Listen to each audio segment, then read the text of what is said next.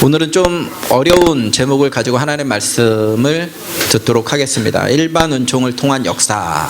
일반 은총을 통한, 누가 따라하고도 안 했는데 우리 한 번만 더 고백해 볼까요? 옆 사람이랑. 하나님의 일반적인 방법으로도 역사하실 수 있습니다.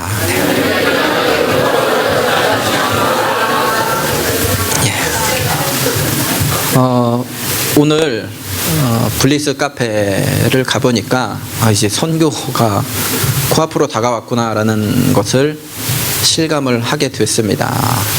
그리고 저도 그 집사람이 오는 바람에 거액을 쓰게 됐어요. 집사람이 거기서 난 살 줄 알았거든.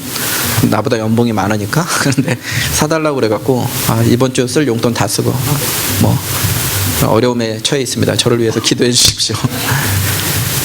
선교를 준비하는 귀한 지체들의 모습을 보면서 저도 뭐 열심히 선교를 준비할 때 그 기억이 새록새록 나게 되었습니다. 제가 이전에 섬겼던 교회에서 한 10년 정도를 제주 선교라는 선교를 감당을 했습니다. 근데 제주 선교는 문제가 있는 게 너무 많은 인원이 갑니다. 1,500명 정도가 가요. 비행기를 타고. 근데 해외 선교 가는 것만큼 준비를 해야 돼요. 그러니까 왜냐면 보딩을 해야 되죠. 이름 들어가야 되죠. 그리고 남녀 나눠서 숙소 나눠야 되죠. 아주 머리가 깨집니다. 한 달 동안은 거의 잠을 못 잤던 것 같아요. 그러다가 제가 얼굴이 하도 속이 많이 상해서 까매졌습니다. 여러분 지혜자매가 혹시 얼굴이 까매지면 불쌍히 여기시고 비비크림도 좀 사주시고 그러기 바랍니다. 어쨌건 게다가 또 문제가 너무 많은 인원이 비행기를 타고 간다는 것도 문제지만 이 여름 선교가 여름 아울리치 사역이 12개 정도 됩니다. 근데 가장 먼저 시작하는 7월 첫 주에 시작하는, 그래서 제주가 잘 되면 다른 선교들도 잘 되고 핑계 대는 거죠. 제주한테 책임 묻는 거지. 그 생활을 10년을 했습니다. 제가 제주 담당 교육자로서. 죽을 맛이죠. 힘들죠. 근데 이제 한 몇 년 전인가 제가 이렇게 잘 준비하고 그리고 가서 사역을 열심히 하다가 일주일 동안 하게 됩니다. 월요일부터 금요일 밤까지. 근데 월화수목은 말 그대로 그냥 빡시게 열정적으로 사역을 합니다. 사역리 전하고 뭐 애들이랑 애들 여러 군데 가서 아울리치 사역을 합니다. 그런데 마지막 날 하루만은 우리 자체 멤버십을 위해서 교제를 합니다.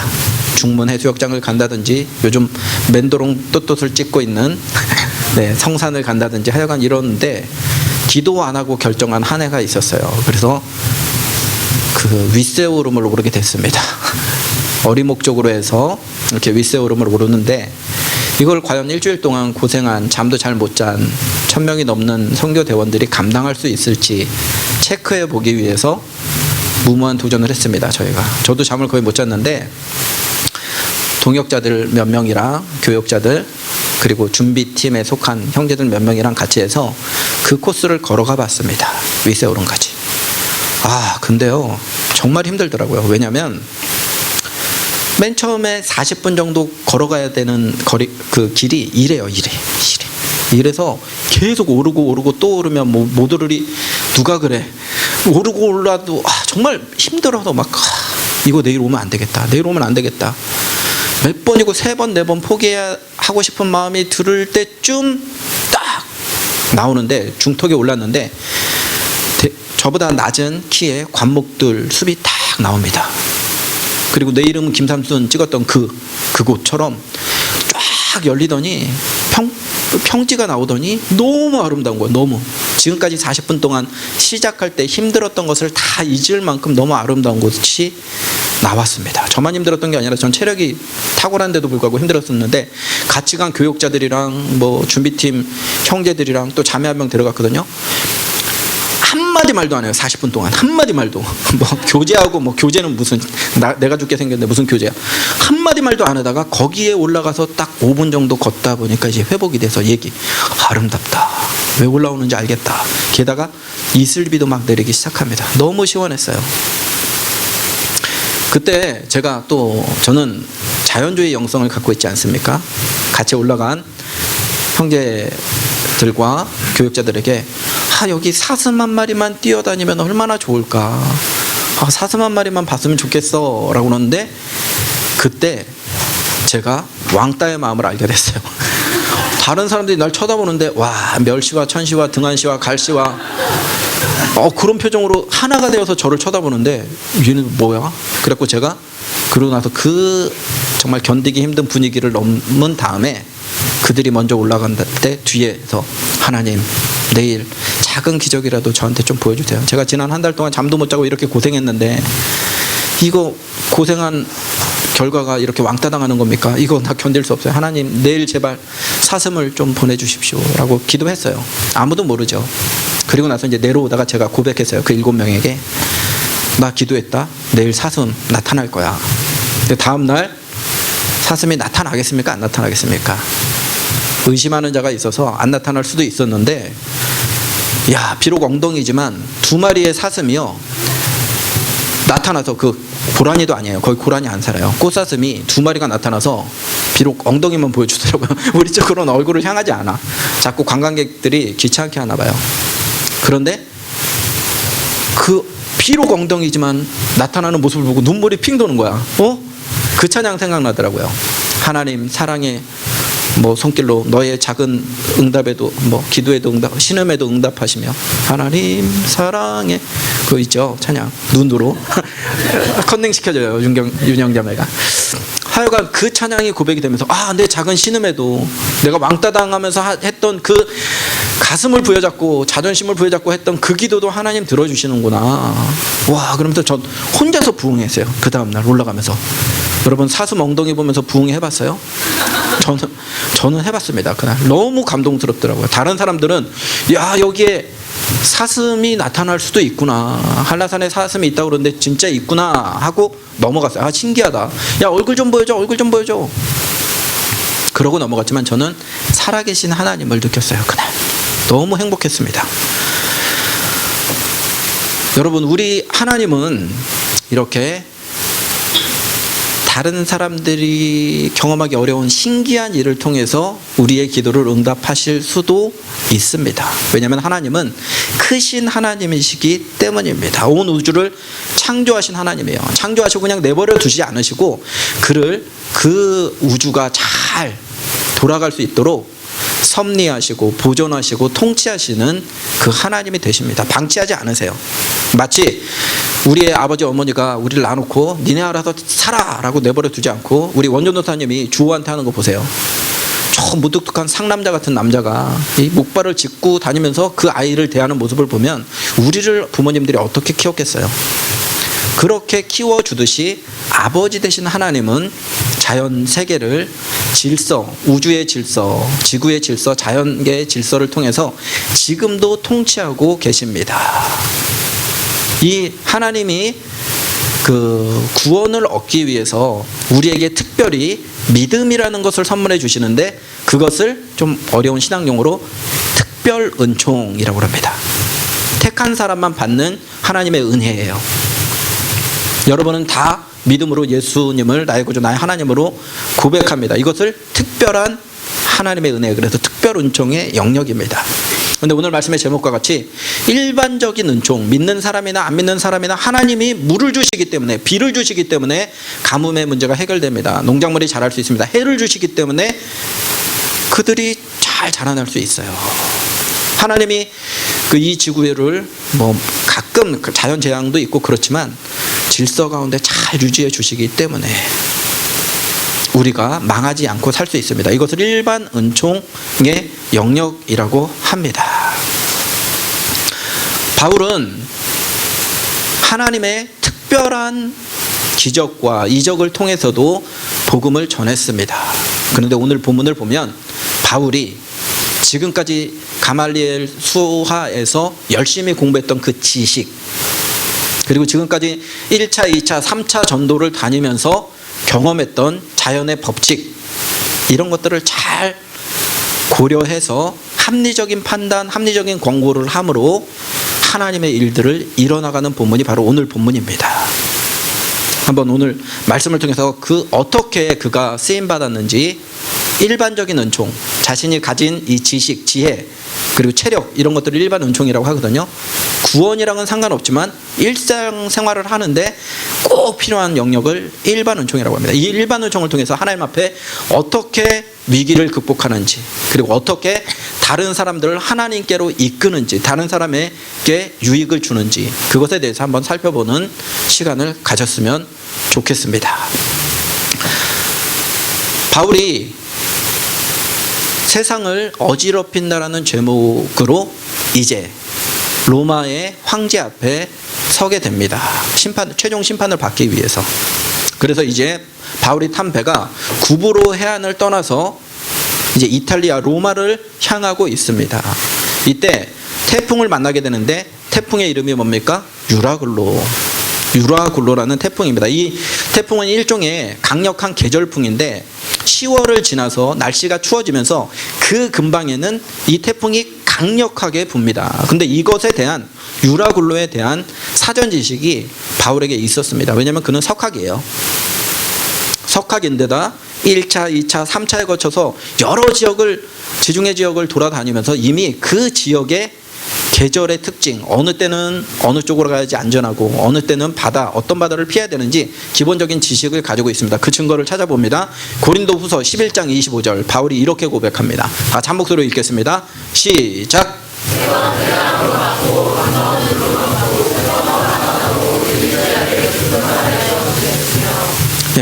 바울은 전도 여행을 다니면서 이미 여러 번 이런 태풍을 경험했습니다. 파손한 적도 있습니다.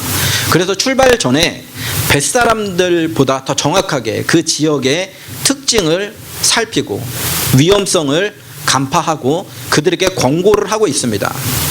문제점을 지적할 뿐만 아니라 그 대안도 제시를 하고 있는데, 그 대안은 무엇이냐면 이 바람을 피하기 위해서 64km만 배로 돌아가면 안전한 폭으로 우리가 여행할 수 있다. 사람들의 목숨뿐만 아니라 재물들, 그리고 이 비싼 물건들도 손실 없이 우리가 로마로 잘 도착할 수 있다라고 합리적인 제안을 합니다. 그런데 그 사람을 지금 체포해서 이탈리아 로마로 데리고 가는 사람 입장에서 보면 이런 전도자 바울의 말을 듣겠습니까? 아니면 진짜 뱃일에 그리고 바닷일에 아주 베테랑인 선장과 선원들의 말을 듣겠습니까? 당연히 선장과 선원의 말을 듣습니다. 왜냐하면 지금 바울은 신분 자체가 죄수이기 때문입니다. 죄수이지만 그는 하나님께 기도하는 데만 머무르지 않고 자기가 가진 그 지식을 가지고 많은 사람들 276명인데 이 사람들의 생명을 구하기 위해서 노력을 합니다. 그것이 우리는 오늘 읽지는 않았지만 10절로 11절까지 27장 사도행전 한번 같이 읽어볼까요? 어떤 노력을 바울이 했는지, 어떤 권고를 했는지, 어떤 대안을 제시했는지 한번 읽어봅니다. 자매들이 한번 읽어보겠습니다. 10절 11절 시작. 여러분이여 내가 보니 이번 항해가 하늘과 배만하리라.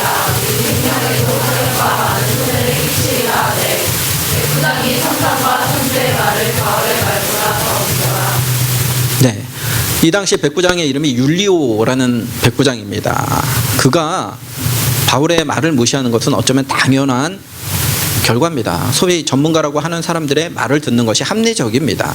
그래서 무리한 항해를, 사실은 주석을 보면 이들이 위험을 감수하고라도 너무나 큰 이익이 있기 때문에 마치 세월호처럼요, 그렇게 위험한 결정, 위험을 감수하고라도 이 이익을 포기할 수 없기 때문에 죄인들을 호송하고 그리고 그 배 안에 비싼 물건들도 같이 싣고 이제 출발을 하게 됩니다. 그러다 결국 바울의 권고와 같이 위기에 빠지게 됩니다.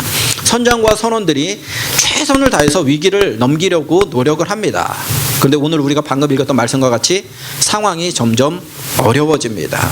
얼마나 상황이 어려운지 로마에 가져가기만 하면 큰 돈이 되는 그 보물들도 다 바닷가에 버리고 있습니다. 바다에 버리고 있습니다. 이 유라굴로라는 광풍, 태풍 한가운데서 이들이 너무 힘드니까 배의 안전을 위해서 반드시 배 위에 있어야 되는 그 물건들까지도 바다에 집어던지기 방금 읽었죠? 안 까먹었죠? 네, 집어던지기 시작합니다. 그래도 여전히 배가 위험 가운데 있습니다. 얼마나 상황이 어려운지 그 상황을 20절에서 이렇게 그 상황을 말하고 있습니다. 형제들 한번 읽어봅니다. 시작.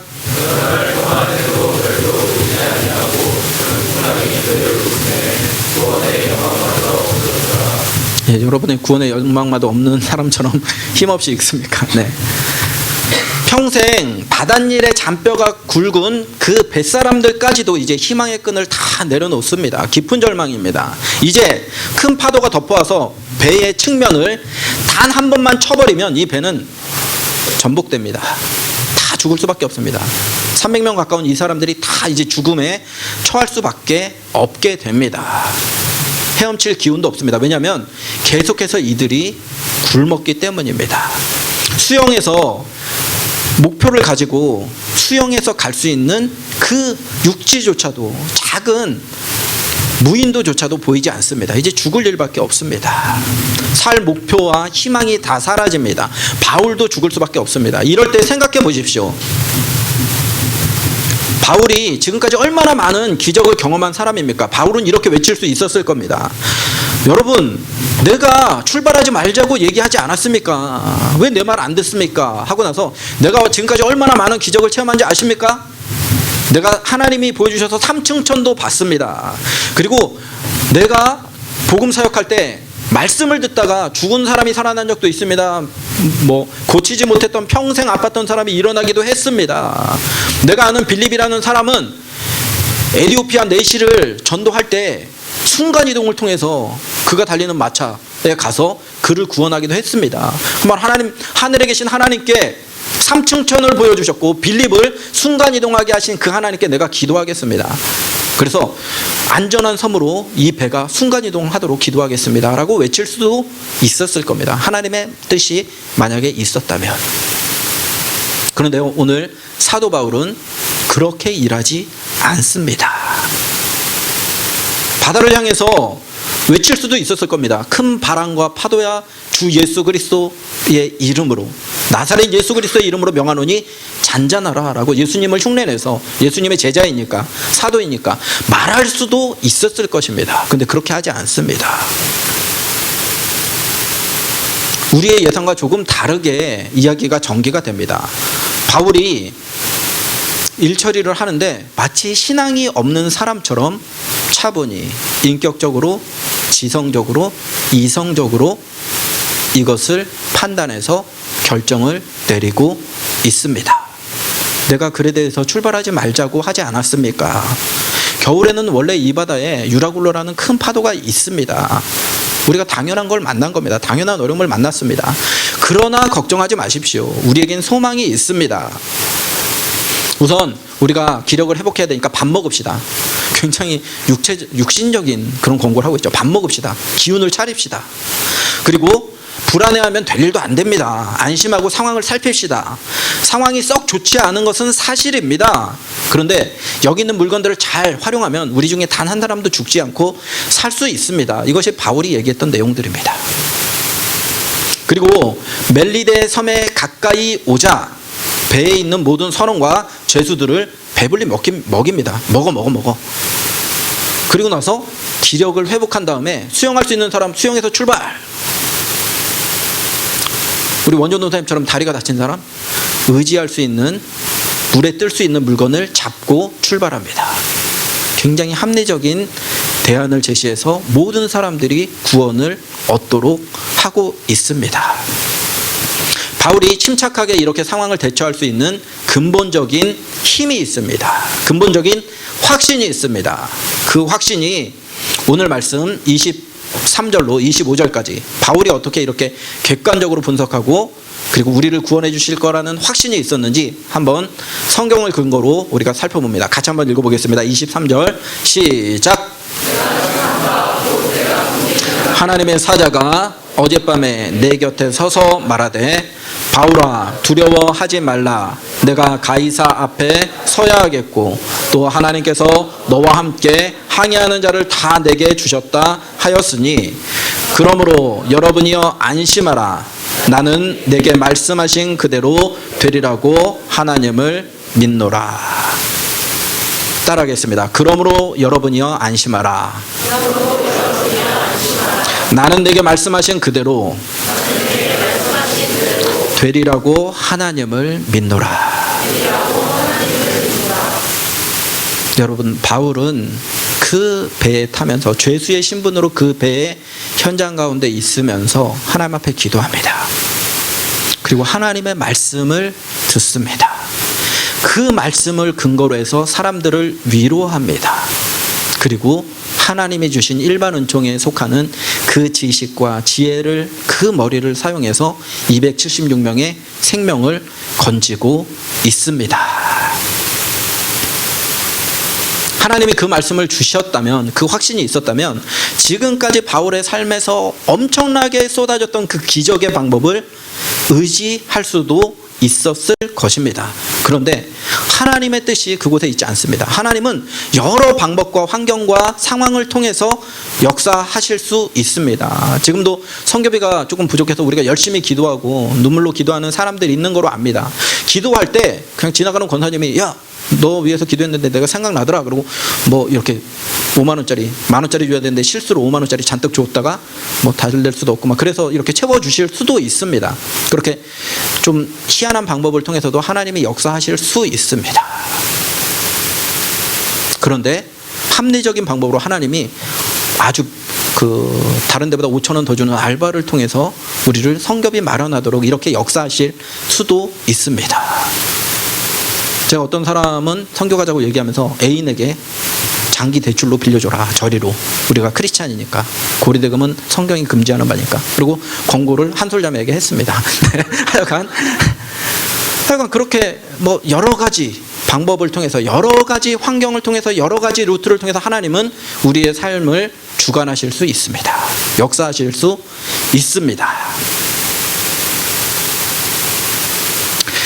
영국에 현존하는 최고의 물리학자가 있습니다. 스티븐 호킹 박사입니다. 우리에게는 루게릭병으로 휠체어에 앉아 있는 그런 모습으로 너무나 잘 알려져 있는 사람입니다. 그분이 1942년생입니다. 저보다 30살이 많으세요. 많은 형님이세요. 30살이 많은. 올해로 74살이 됐습니다.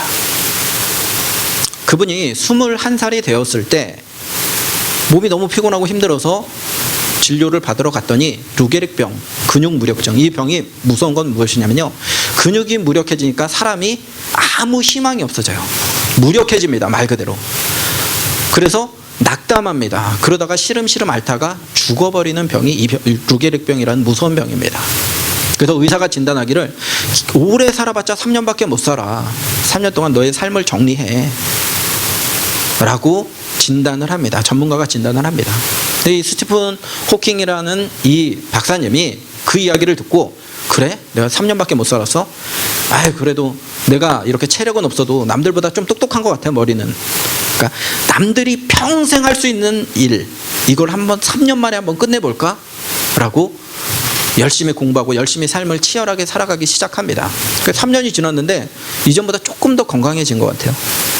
그래서 또 3년이 더 주어졌나 보다. 그래서 열심히 삽니다. 그렇게 평생을 살았어요. 50년이 지났는데 안 죽었어. 그 의사 어떻게? 망한 거지 뭐. 그렇게 평생을 살다 보니까 치열하게 3년 만에 남들이 평생 할 수 있는 그 일을 할 수 있을 정도로 치열하게 살다 보니까 74살.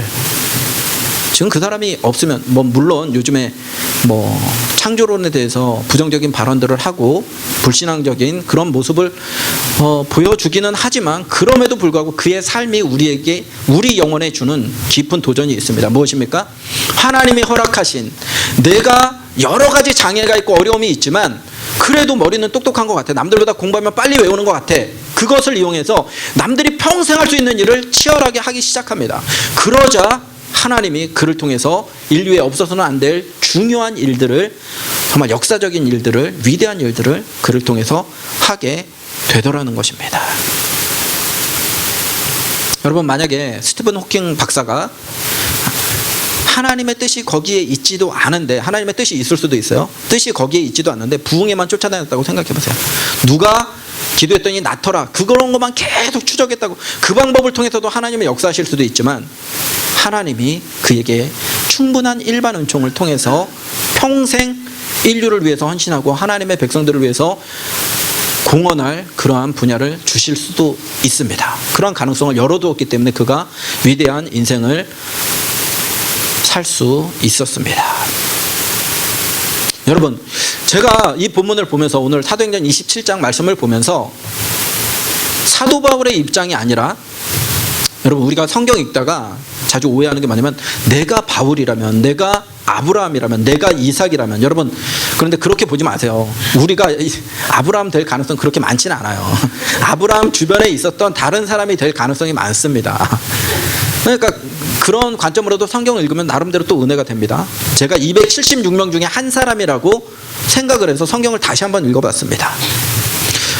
그러자 바울에 대해서 사람들이 갖는 인식이 무엇입니까? 저 사람 종교범이야. 종교범인데 광신도래. 나사렛 예수에 미친, 나사렛 예수, 그 당시엔 이단이니까 이단에 미친 그런 사람이래. 옛날에 똑똑했는데 똑똑한 만큼 너무 많은 지식이 저로 미치게 했대. 아유 불쌍해라.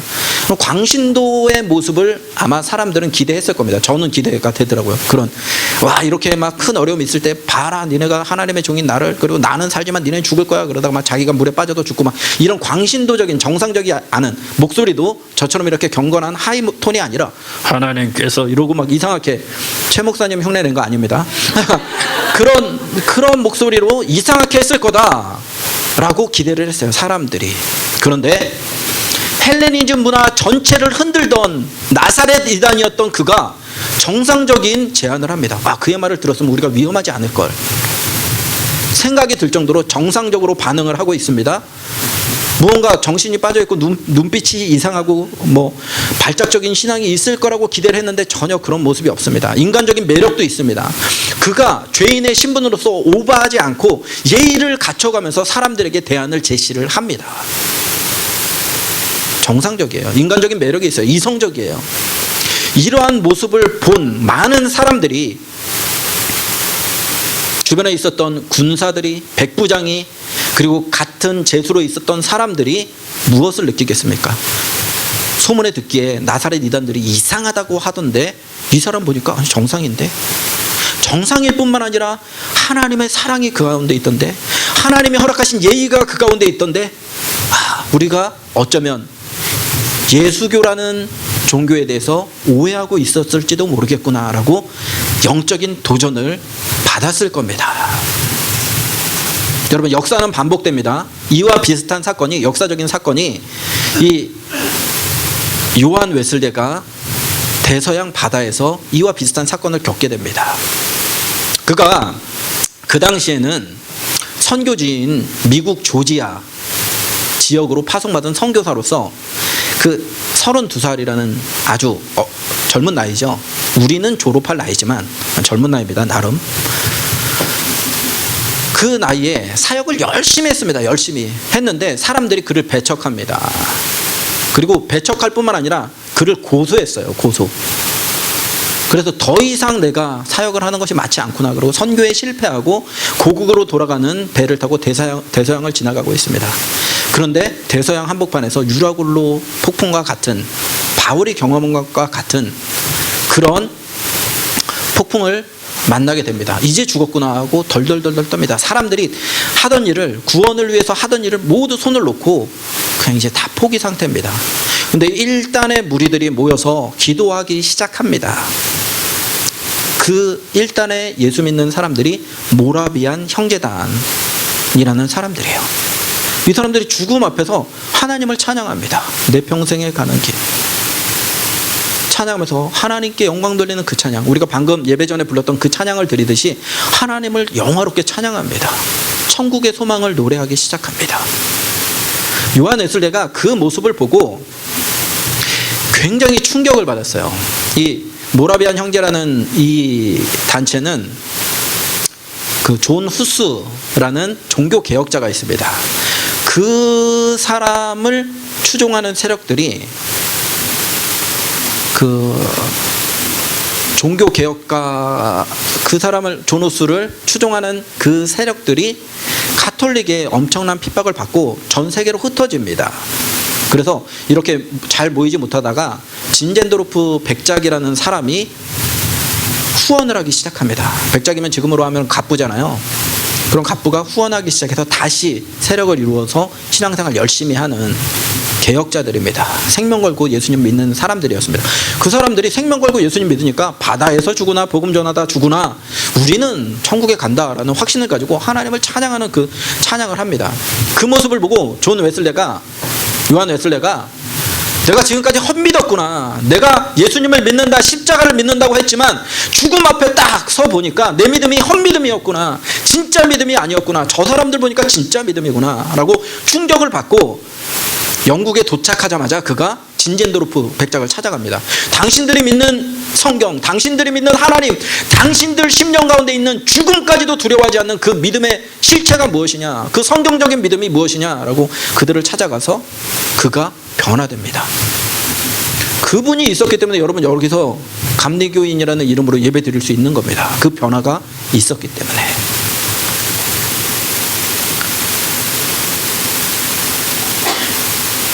다시 한번 계시 의존 사색 몇 주 전에 했죠. 성경을 근거로 한번 우리가 생각을 해봅시다. 같이. 배에 함께 탔던 사도 바울과 백부장 율리오가, 군사들이, 선원들이, 그리고 동료 제수들이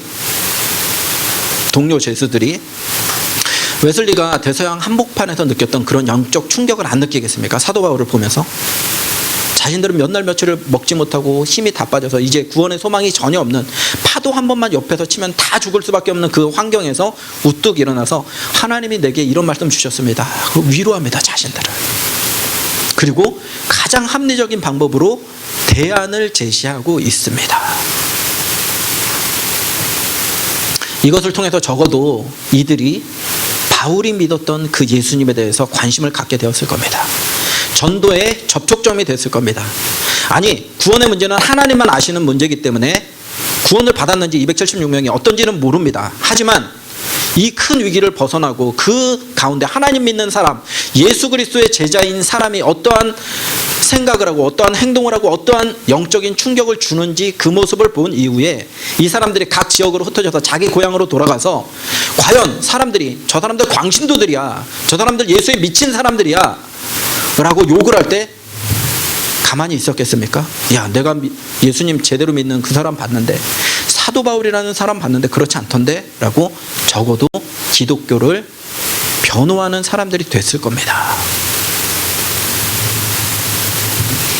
적어도 그냥 최악으로 가정해서라도 기독교를 대놓고 반대하지는 못했을 거예요. 그 충격 때문에.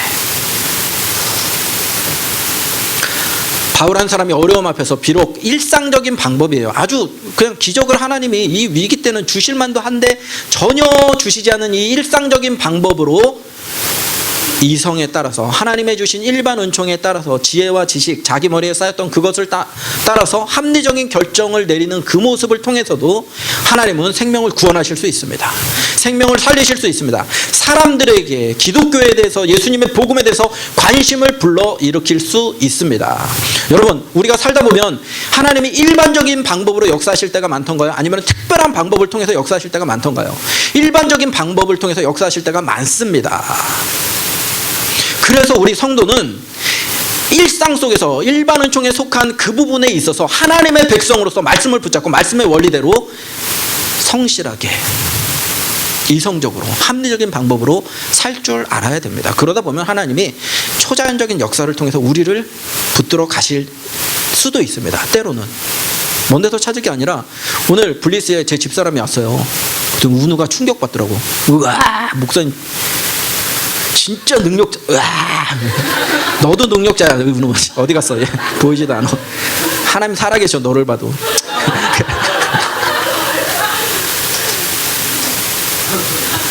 말씀이 옆으로 샜다. 어쨌건 여러분, 지금은 제가 좋아하는 분은 아니에요. 그런데 젊었을 때는 저에게 굉장히 도전을 주던 분이 그 두레마을의 김준홍 목사님이라는 분입니다. 그분이 믿음의 글들이라는 책이 있거든요. 거기에 황무지가 장미꽃같이라는 그러한 책을 냈습니다. 자전적인 소설입니다. 소설이기도 하고 사실이기도 합니다. 이 책에 나오는 내용인데, 그가 청년 시절에 한 제철 공장에서 일을 합니다. 그냥 지식인인데 불구하고 그냥 다 때려치고 제철 공장에 가서 일을 합니다. 사장님이 장로님이에요. 여러 교회를 세웠습니다. 그리고 많은 헌금을 합니다. 전도 사업에 힘쓰는 장로님입니다. 모범적인 신앙인입니다. 기업인으로 알려져 있습니다. 좋은 기업인상 이런 상도 받았습니다. 그런데 이 회사에서 일하는 많은 직원들이 이야기를 합니다. 예수쟁이라면 신물이 난다. 예수쟁이 내가 진짜 돈 때문에 내가 이 회사 다니지. 내가 우리 자식들 교회에 보내면 내가 손에 장을 지진다라는 말이 그냥 심심찮게 들립니다. 직원들 사이에서. 물어봤죠. 왜요? 저렇게 훌륭한 분이 사장님인데 왜요? 이유인즉 이렇습니다. 단지 사장님뿐만 아니라 그 회사의 중직들도 다 장로님들이에요. 다 교회 중직자들입니다. 교회 분들이 모여서 하는 제철 공장입니다. 근데 이 공장은요, 다른 동일 업계의 일반적인 페이보다 10%를 덜 줘요. 10% 싸게 사람들을 씁니다. 거기까지는 이해할 수 있어요. 그냥 박리담회 할 수 있으니까. 그런데 거기에 머무는 것이 아니라 30분 먼저 출근을 해야 돼요. 그 명분이 뭐냐면 같이 경건회 해야 된다. 그럼 30분 먼저 도착하면은 그 시간도 근무 시간으로 인정을 해줘야 됩니다. 끝나는 것도 1시간이 늦어요. 그런데 근무 시간으로 인정을 안 해줍니다. 이것은. 그러니까 이 사람들이 일을 가는 거예요. 일을 가는 거. 이재철 목사님의 참으로 신실하게라는 제가 사랑하는 책이 있습니다. 좀 오래된 책이긴 하지만 그 책을 보면 비슷한 얘기가 나옵니다. LA에 한 목사님이 개척교회를 하면서 너무 힘드니까 돈을 좀 마련해 보려고, 목회에 돈을 마련하려고 식당을 차렸습니다. 목사님 부부입니다. 그런데 이분들이 목사님 부부인데 돈을 많이 벌기 위해서 음식을 재사용하는 겁니다. 그리고 배추, 김치를 담그는데 그 물을 한 번 이상 그 배추를 씻지 못하게 하는 거예요. 그냥 꾸정물에다 계속 배추를 담고 음식은 계속 재활용하고. 그래서 거기에 스페인 출신들, 에스파냐 출신들, 이 사람들이 많이 근로자로서 일을 하는데 그냥 대놓고 한국 사람, 중국 사람보다 더 더러운 것 같아 라는 불평을 토하기 시작합니다. 그러자 거기에서 일하는 그 교회, 그분이 목사라는 사실을 아는 한 한국 직원이 기독교 신문에 그냥 기고를 해버려요. 우리가 사용하는 이렇게 운영이 되고 있고, 이렇게 더럽게 음식 재사용하고, 이렇게 더럽게 음식을 만들고 있고, 이렇게 이상하게 사업을 하고 있다라고 공개를 해버립니다. 그래서 아주 기독교도 망신당하고 그 목사님 부부도 얼굴을 들고 다니지 못할 정도로 망신을 당한 기사가 몇 년 전에 실렸습니다. 여러분, 우리는 그렇다면 삶의 현장에서 어떤 모습에 가깝습니까? 오늘 사도 바울이 유라굴로 한복판에서 보였던 그 모습에 가깝습니까? 혹은 웨슬레를 변화시켰던 모라비안 형제들, 대서양 한복판에 있었던 모라비안 형제들의 모습이 우리의 삶의 현장의 모습입니까? 아니면 반대로 276명에 속한 모습이 우리 모습은 아닙니까? 아니, 더 나아가서 제철 공장 사장님의 모습, 거기에 있었던 중역들의 모습, 아니면 LA에서 목사 부부니까 제가 남의 얘기 같지 않았어요. 식당을 하던 그 목사 부부의 모습이 삶의 현장에서 혹시 우리의 모습은 아닙니까?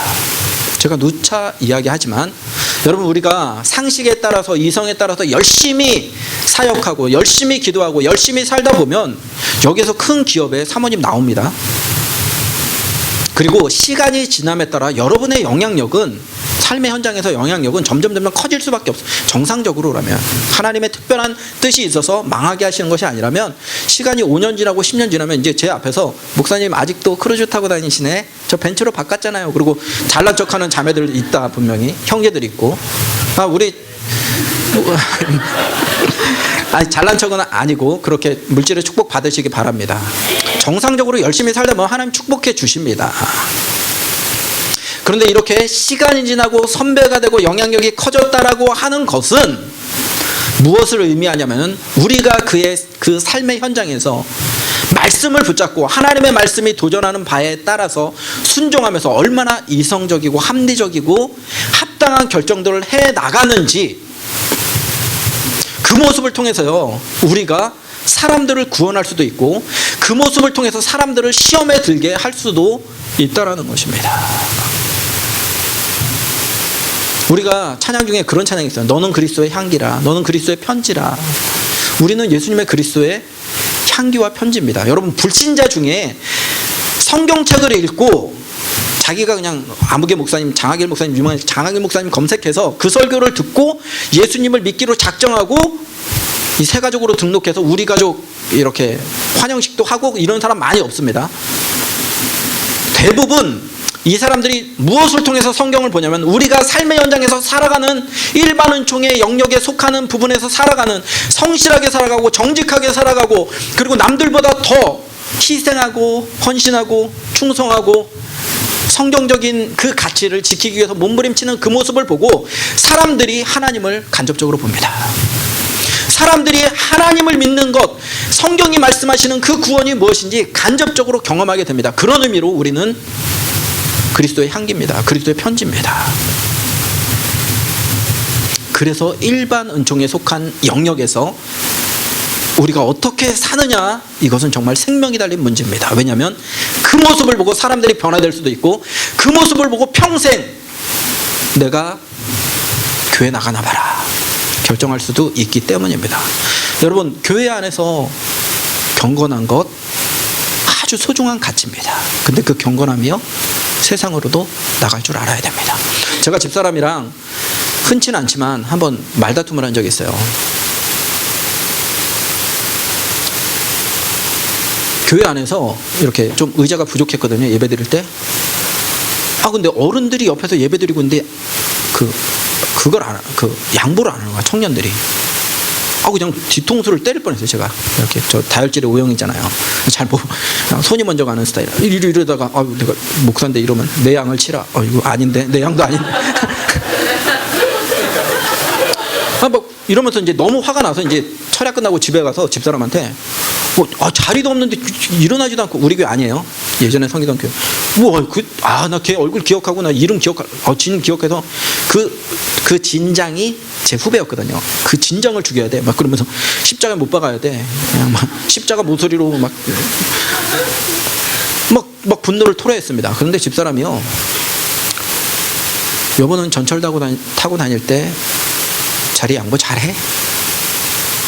버스 타고 다닐 때 자리 양보 잘하는 편이야?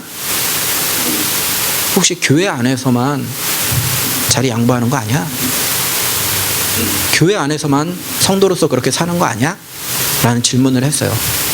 제가 야, 밖에서도 그렇게 해. 자. 내가 객관적인 거로 대답을 얻으려고 그런 게 아니라 좀 공감해달라고. 진짜 뭐야, 그래고 막 싸워. 감정이입돼 또. 집사람 재워놓고 내가 하나님 앞에 회개했습니다. 저는 교회 안에서 굉장히 친절한 교회 오빠였어요. 양보 잘하는, 정말 그 자매들이 바닥에 앉지 않고 의자에 앉을 수 있도록 양보 잘하는 그러한 사람이었어요. 근데 제가 운전할 때, 제가 전철을 탔을 때, 제가 버스를 탔을 때 교회 안에서 하는 것만큼 저는 살아가고 있지 못했습니다. 그 부분을 가지고 하나님 앞에 회개했어요. 여러분은 어떻습니까?